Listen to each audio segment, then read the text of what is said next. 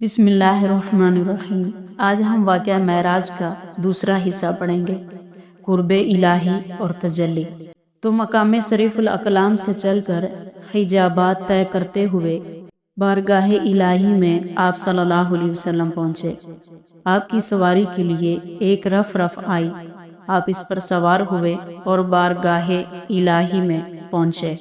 قاضی ایاز رحمہ اللہ فرماتے ہیں کہ حضرت محمد صلی اللہ علیہ وسلم کی سواری کے لیے شب معراج میں ایک رف اتری، آپ اس پر بیٹھ گئے، پھر آپ بلند کیے گئے یہاں تک کہ اپنے پروردگار کے قریب پہنچ گئے، جیسے کہ اللہ نے بھی قرآن پاک میں فرمایا دنا فتدلی فکان قاب قوسین او ادنا۔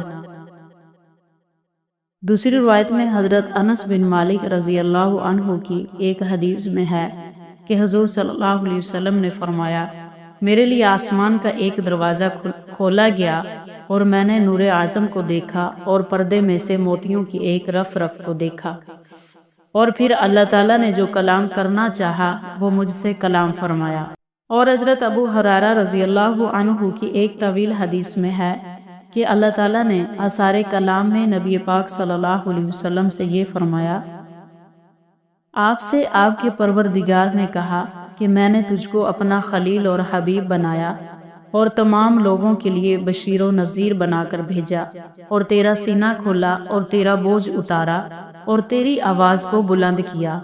میری توحید کے ساتھ تیری رسالت اور عبدیت کا بھی ذکر کیا جاتا ہے، اور تیری امت کو خیر الامم اور امت متوسطہ اور عادلہ بنایا، شرف اور فضیلت کے لحاظ سے اولین اور ظہور اور وجود کے حساب سے آخرین بنایا۔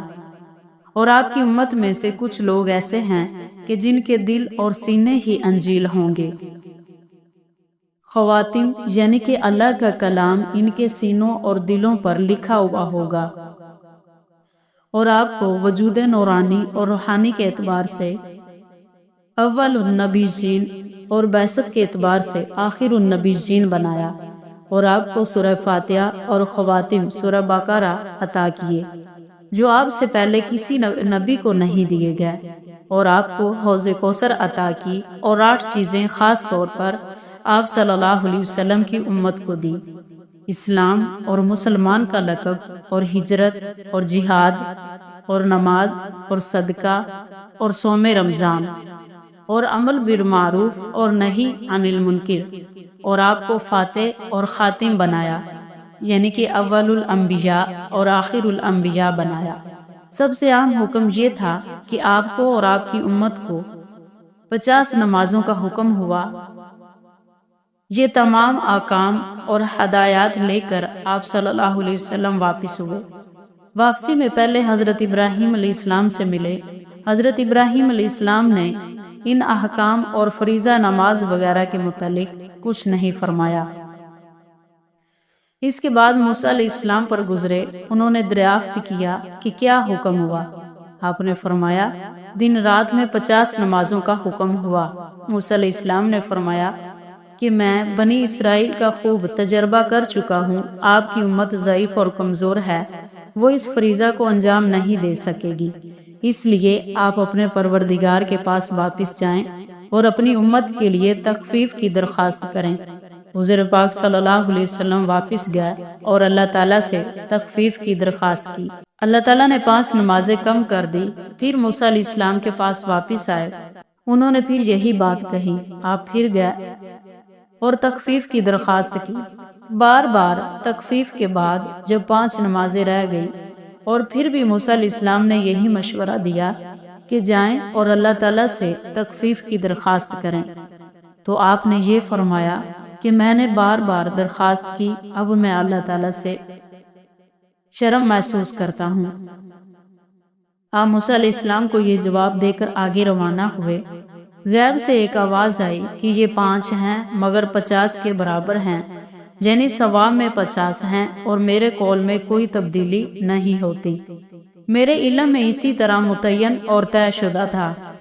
اس واقعے سے ثابت ہوتا ہے کہ حضور صلی اللہ علیہ وسلم نے اللہ تعالیٰ کو ایک دفعہ نہیں بلکہ 10 دفعہ دیکھا ہے، کیونکہ ایک دفعہ تو خود اللہ تعالیٰ کے پاس گیا اور باقی 9 دفعہ نمازیں کم کروانے کے لیے گئے۔ اس بارے میں صحابہ کرام رضی اللہ عنہم کے دور سے اختلاف چلا آ رہا ہے۔ بعض صحابہ کی رائے یہ ہے کہ حضور صلی اللہ علیہ وسلم نے اللہ تعالیٰ کو اپنی ان آنکھوں سے نہیں دیکھا۔ ان کی دلیل قرآن کریم کی یہ آیت ہے، لا تدرکہ الابصار، کہ نگاہیں اس کا احاطہ نہیں کر سکتی۔ لیکن جمہور صحابہ اور تابعین کی رائے اور راجح قول یہی ہے کہ حضور صلی اللہ علیہ وسلم نے جسمانی آنکھوں سے بھی اور دل کی آنکھوں سے بھی اللہ تعالیٰ کو دیکھا ہے، کیونکہ خود حضور پاک صلی اللہ علیہ وسلم سے پوچھا گیا، کیا آپ صلی اللہ علیہ وسلم نے اپنے رب کو دیکھا؟ تو آپ صلی اللہ علیہ وسلم نے فرمایا، ہاں رأیت ربی عز وجل۔ نیز طبرانی میں حضرت ابن عباس کا قول منقول ہے، رأى مرتين مرة بقلبه ومرة ببصره، کہ حضور صلی اللہ علیہ وسلم نے اپنے رب کو دیکھا دل سے بھی اور آنکھ سے بھی۔ یہاں مرتين سے مراد 2 مرتبہ دیکھنا نہیں ہے، بلکہ مطلب یہ ہے کہ حضور صلی اللہ علیہ وسلم نے اپنے رب کو دونوں طرح سے دیکھا، دل کی آنکھوں سے بھی اور سر کی آنکھوں سے بھی۔ جب حضرت ابن عباس سے پوچھا گیا کہ حضور صلی اللہ علیہ وسلم نے اپنے رب کو کیسے دیکھا، قرآن میں تو ہے لا تدرکہ الابصار، نگاہیں اس کا احاطہ نہیں کر سکتی، تو حضرت ابن عباس رضی اللہ عنہ نے جواب دیا، وَيْحَكَ ذَاكَ اِذَا تَجَلَّى بِنُورِ الَّذِي هُوَ نُورُهُ، تیرا بھلا ہو وہ تو اس طرح نگاہیں نہیں دیکھ سکتی کہ اللہ تعالیٰ کا مکمل ادراک کریں، اس کا کامل احاطہ کریں۔ عبداللہ بن شقیق رحمہ اللہ کہتے ہیں کہ میں نے حضرت ابو ذر غفاری رضی اللہ عنہ سے کہا، اگر میں نے رسول اللہ صلی اللہ علیہ وسلم کی زیارت کی ہوتی تو میں نے آپ سے ضرور پوچھا ہوتا۔ انہوں نے پوچھا، تم رسول اللہ صلی اللہ علیہ وسلم سے کیا بات پوچھتے؟ میں نے کہا، میں پوچھتا کہ کیا آپ نے اپنے رب کو دیکھا تھا؟ تو حضرت ابو ذر رضی اللہ عنہ نے کہا، یہ بات تو میں نے حضور صلی اللہ علیہ وسلم سے پوچھی تھی، تو آپ نے فرمایا، میں نے اپنی آنکھوں سے نور کے حجاب کو دیکھا تھا۔ معلوم ہوا کہ اس طرح دیکھنا کہ نگاہیں مکمل ادراک کریں جیسے جنت میں اللہ تعالیٰ نصیب کریں گے، ایسا دنیا میں کوئی نہیں دیکھ سکتا۔ ہاں فی الجملہ اللہ تعالیٰ شانہ کو دیکھنا ممکن ہے، اور یہی رؤیت سیدنا محمد صلی اللہ علیہ وسلم کو شب معراج میں میسر ہوئی۔ یہ آپ صلی اللہ علیہ وسلم کی ایسی خصوصیت ہے جس میں آپ کا کوئی شریک نہیں، لہٰذا اس صورت میں کوئی اختلاف نہیں رہا، تمام روایات میں بھی تطبیق ہو جاتی ہے۔ ویسے بھی بحث تو تب ہے نا جب آپ صلی اللہ علیہ وسلم نے اللہ تعالیٰ کو دنیا میں دیکھا ہو۔ آپ صلی اللہ علیہ وسلم نے تو اللہ تعالیٰ کو آسمانوں پر دیکھا، اس لیے اس دیکھنے پر کوئی اختلاف نہیں ہو سکتا، کیونکہ زمین اور آسمان کا معاملہ الگ الگ ہے۔ اور جو فرمایا گیا نا کوئی آنکھ اللہ تعالیٰ کا ادراک نہیں کر سکتی، وہ دنیا کے اعتبار سے کہا گیا کہ دنیا کی کوئی آنکھ اللہ تعالیٰ کا ادراک نہیں کر سکتی۔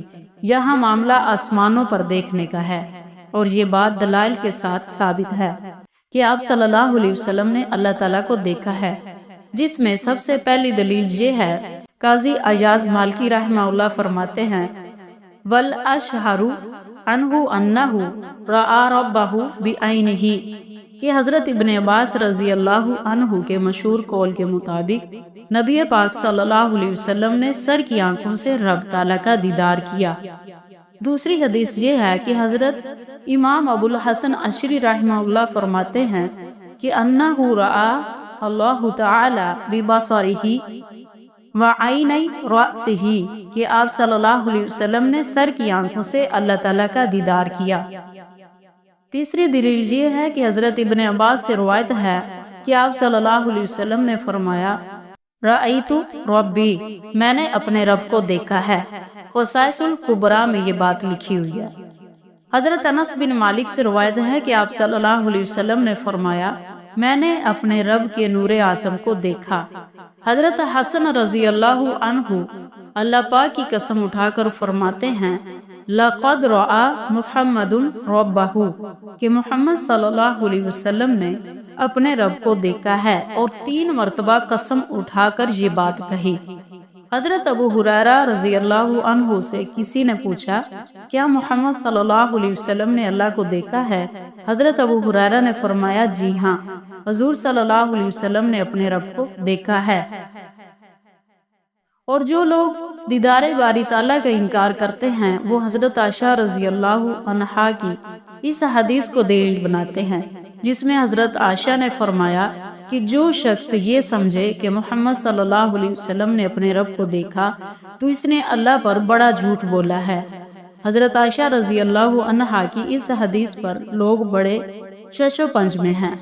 حضرت عائشہ رضی اللہ عنہا کی اس حدیث کا کس دلیل سے جواب دیا جائے؟ تو اوپر روایات کی تطبیق سے یہ جواب مفہوم ہو گیا کہ اس سے مراد اللہ تعالیٰ کو کامل ادراک اور سارے علم کے ساتھ جان لینے کی نفی ہے۔ حضرت امام احمد رحمہ اللہ نے جواب دیا کہ حضرت عائشہ رضی اللہ عنہا کی اس حدیث کا جواب خود حضور صلی اللہ علیہ وسلم کے ارشاد میں موجود ہے۔ آپ صلی اللہ علیہ وسلم کا قول ہے رأیت ربی عز و جل۔ تو روایات اور تطبیق سے یہ بات واضح ہو گئی کہ اللہ کے رسول صلی اللہ علیہ وسلم نے اپنے رب کو دیکھا ہے، ہاں کامل ادراک کے ساتھ نہیں دیکھا، اس لیے کہ اس طرح کا دیدار دنیا میں ممکن نہیں۔ یہ دیدار اللہ تعالیٰ جنت میں کروائیں گے، البتہ فی الجملہ دیکھنے میں کوئی اشکال نہیں۔ جمہور صحابہ اور تابعین کا یہی مذہب ہے، اور محققین کا راجح قول بھی یہی ہے کہ آپ صلی اللہ علیہ وسلم نے سر کی آنکھوں سے اللہ تعالیٰ کو دیکھا ہے۔ ویسے بھی اگر اللہ تعالیٰ نے آپ صلی اللہ علیہ وسلم کو اپنا دیدار ہی نہیں کروانا تھا تو پھر آسمانوں پر بلانے کی ضرورت بھی نہیں تھی۔ جب آسمانوں پر بلایا ہے تو اللہ تعالیٰ نے اپنا دیدار بھی آپ صلی اللہ علیہ وسلم کو کروایا ہے۔